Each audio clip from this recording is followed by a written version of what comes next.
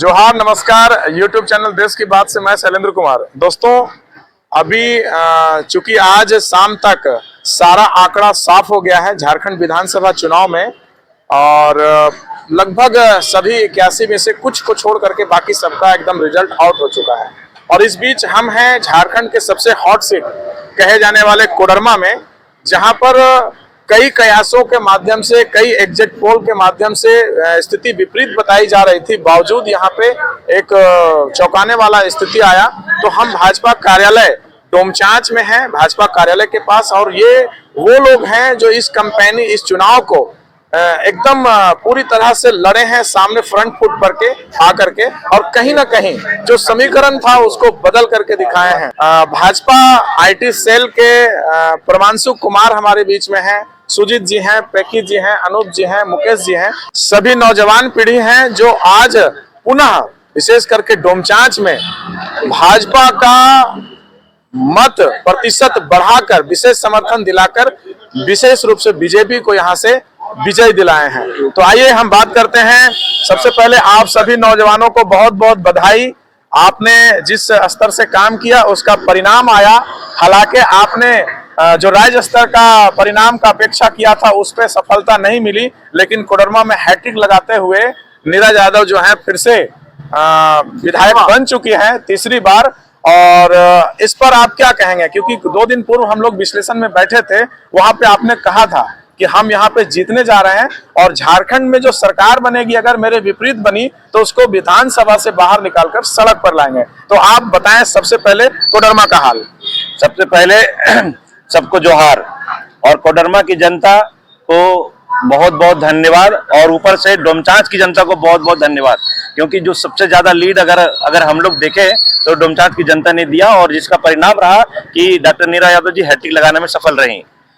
और जो आपने अभी एक बात कहा कि झारखंड में हम सरकार नहीं बना पाए, लेकिन जो विश्लेषण में हम लोगों ने ये जरूर कहा था कि अगर सपोज दैट कि नहीं सरकार बना पाते हैं तो जो लोगों की अपेक्षाएं हैं, लोगों का जो मुद्दा है, उसको हम लोग यहाँ से लेके विधानसभा तक लेके जाएंगे, और विधानसभा से लेके रोड तक लोगों को लेके आएंगे। जो यहाँ का जो रियल रिक्वायरमेंट है लोगों का, जो यहाँ पे क्रेशर का रिक्वायरमेंट है, यहाँ पे जो खदान का रिक्वायरमेंट है, यहाँ पे जो लोगों का सबसे रोजगार का मुद्दा है, उस चीज को लेके दूसरा सबसे बड़ा मुद्दा बरक का, उसके ऊपर जो नीरा यादव जी ने चुनाव के पहले जो आश्वासन लोगों को दिया है वो डेफिनेटली इस बार पूरा करेंगे। जैसा कि आप जान रहे हैं कि बातचीत और पिछले कई माध्यमों से आप लोग जो है लगातार राज्य सरकार को यहाँ पे कोडरमा में विशेष करके जो आपने आरोप लगाया है कि कोडरमा पे राज्य सरकार ध्यान नहीं दे रही है, तो अब तो स्थिति वो लगातार बनी रहेगी आपके अनुसार। तो कहीं ना कहीं आपने जीत हासिल किया है, लेकिन अब जो है प्रत्येक ब्लॉक में जो आपका आरोप है, हालांकि उसमें कहीं ना कहीं एक बात आता है कि आपके पार्टी की ओर से भी जो आंदोलन का रणनीति अपनाना चाहिए वो नहीं रह करके, तो ब्लॉक में बाकी चीजों में समस्याएं हैं, क्रेशर और रोजगार, ढिबरा, ये सभी चीजें बड़ी चीजें हैं।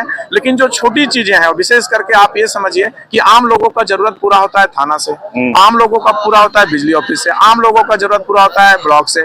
इन सभी में जब तक आप लोग जिस तरह से इस चुनाव में बूथ पर खड़े रहे, अगर नहीं रहेंगे तो आम लोग तो फिर से ठका हुआ महसूस करेंगे, क्योंकि राज्य में हेमंत सोरेन की सरकार और यहाँ पे नीरज यादव की सरकार। पहले तो आपने ये देखा होगा कि कोडरमा की जनता ने जो हैट्रिक लगाया है वो डेफिनेटली कहीं न कहीं विकास को चुना है।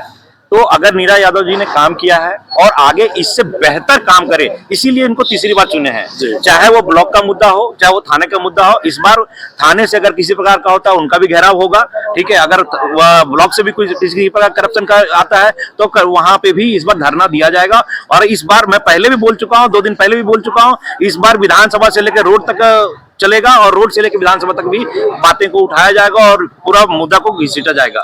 चलिए सुजीत जी, आप थोड़ा सा नजदीक आ जाएं। जैसा कि लगातार डोमचांच के यही वो खास लोग हैं जो पिछले 10 वर्षों से, 15 वर्षों से 2014 के आसपास जब ये पूरी तरह से सक्रिय हुए तो बीजेपी का इस क्षेत्र में एक विशेष जनाधार बना। सुजीत जी, आप इस जीत का श्रेय किसको देंगे? विशेष करके हम चाहेंगे कि 2-4 वाक्यों में और 2-4 भाग में इसको बताएं कि आप कोडरमा के इस जीत को, चूंकि जीत आपकी अधूरी है, कोडरमा में आप जीते हैं लेकिन राज्य में हेमंत सोरेन की सरकार बनने जा रही है, तो विशेष रूप से आप बताएं कि आप इस जीत का श्रेय किसको देंगे। सबसे पहले आपके चैनल के माध्यम से और आपको भी बहुत बहुत धन्यवाद देता हूं, जो इस प्रकार से आप लगे हुए हैं और डोमचांच की समस्याएं साथ साथ कोडरमा की समस्याओं को आप जब जाहिर करते हैं। यह जीत मैं किसी प्रत्याशी को नहीं दूंगा, ये डोमचांच और कोडरमा की जनता की जीत है। डोमचांच और कोडरमा की जनता ने पिछले 20-25 दिनों से देखा, बिहारियों को यहाँ बदनाम करने का कोशिश किया गया एक प्रत्याशी के द्वारा। बिहार वाकई में बहुत अच्छा जगह है, लेकिन यहाँ पे जो आरजेडी का जो प्रत्याशी था जिसे जनता ने नकारा, हाँ उसका भी परफॉर्मेंस बढ़िया रहा, लेकिन ये आप देख सकते हैं कि जिस प्रकार से आप जनादेश से डॉक्टर नीरा मैडम को मिला है, वो 86,000, जो पिछला जो 62,000 का जो वोट था वो 86,000 पे पहुंचा है। इससे पता चल रहा है कि भाजपा के प्रति यहाँ उत्साह कम नहीं हुआ, दिनों दिन भाजपा के प्रति यहाँ उत्साह बढ़ता जा रहा है। यहाँ क्षेत्र की समस्या जो देखते हैं कि श्रेय, विशेष रूप से आप श्रेय किसको देंगे इस जीत का श्रेय तो सिर्फ जनता के पास है और किसी के पास नहीं है। साथ ही हमारे माननीय मोदी जी जो यहाँ पे बार बार कोडरमा के लिए जितना सोचते हैं, जितना करते हैं। योगी आदित्यनाथ का कुछ फैक्टर रहा, बहुत के डोमचांच में आकर के गए हैं, जैसे और भाजपा के दूसरे सबसे बड़े ब्रांड है, उनका क्या फैक्टर रहा? मेरे अनुसार, मेरा ये व्यक्तिगत राय होगा कि डोमचांच और कोडरमा का क्षेत्र का जो युवा और जनता है वो थोड़ा हिंदूवादी मानसिकता का ज्यादा है, जो योगी जी के आने से बहुत ही कारगर हुआ और इस चीज का श्रेय हम उनको भी देना चाहते हैं। साथ ही साथ जो झारखंड सरकार और कोडरमा के बीच में ये जो फासला है, मैं झारखंड सरकार आपके माध्यम से बताना चाहूंगा कि झारखंड सरकार से भी कोडरमा के साथ ये दो नीति का जो आप ये पिछले 5 सालों से किए हैं, इसको छोड़ दीजिए। कोडरमा के विकास पर ध्यान दीजिए, यहाँ के रोजगार पर ध्यान दीजिए, यहाँ के जो ये डोमचांच नगर में तरह तरह के जो बटन है उस पर ध्यान दीजिए, वरना ये जो पिछले आप जो 5 साल का जो कार्यकाल डॉक्टर नीरा मैडम का रहेगा, ये ऑफिस से नहीं रोड से चलाया जाए। कहीं ना कहीं सुजीत जी, निश्चित रूप से चूंकि आप विपक्षी दल से हैं तो आपका रोल बनता है कि आप सामने सरकार को घेरें। तो आपने देखा कि झारखंड में पहली बार 24 साल के दरमियान में ये पहला बार हुआ है कि जनता दरबार लगा करके पदाधिकारियों को आपके दरवाजे तक बिठाया गया है। लाख समस्याएं रही, करप्शन का, बाकी चीजें आप आरोप लगाएंगे, लेकिन कहीं ना कहीं ये सरकार जो है सो 3-3 बार जनता के दरबार लगा के सरकार आपके द्वार कार्यक्रम के माध्यम से पदाधिकारियों को जनता के बीच में लाके खड़ा किया। उस व्यवस्था को पूरी तरह से लागू करवा करके लोगों को लाभ दिलाना का काम यहाँ के स्थानीय नेता और विधायक का होता है। तो अगर यदि राज्य सरकार को दोषारोपण करेंगे और अपने कर्तव्यों का पूरी तरह से निर्वहन नहीं करेंगे, कैसे काम चलेगा? बिल्कुल ये होना चाहिए जो जनता दरबार के माध्यम से ऑफिसर लोग गली गली तक पहुंचे, ये अगर ये कारगर होता है तो बहुत बढ़िया है। लेकिन जो रघुवर दास कार्यकाल के में जो था, जो सीधे मुख्यमंत्री के साथ जो संवाद होता था, अगर वो कार्य अभी भी लागू हो जाए ना तो घर घर जाने की जरूरत नहीं है। जनता अगर डायरेक्ट मुख्यमंत्री से बात कर ले, इससे बड़ा क्या हो सकता है। बिल्कुल।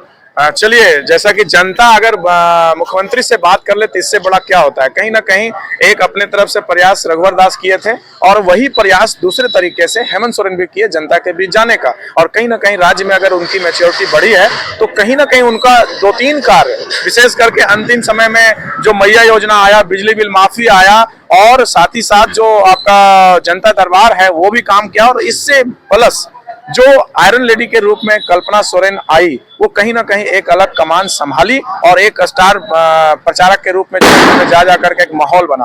पेकी जी, आप अंतिम समय में आकर के अपने विशेष रूप से 2-3 बूथ पर जो लीड दिलाए हैं, उसका राज क्या है? सब जनता का देन है। जनता चाहे कि भाजपा फिर से आए, और उनका काम यहाँ सबसे बड़ा फैक्टर रहा है, काम किए 5 साल। चलिए, बहुत बहुत धन्यवाद। जैसा कि देखा आपने, भाजपा के डोमचांच के वो मुख्य लोग जो जीत में अपना विशेष रोल अदा किए।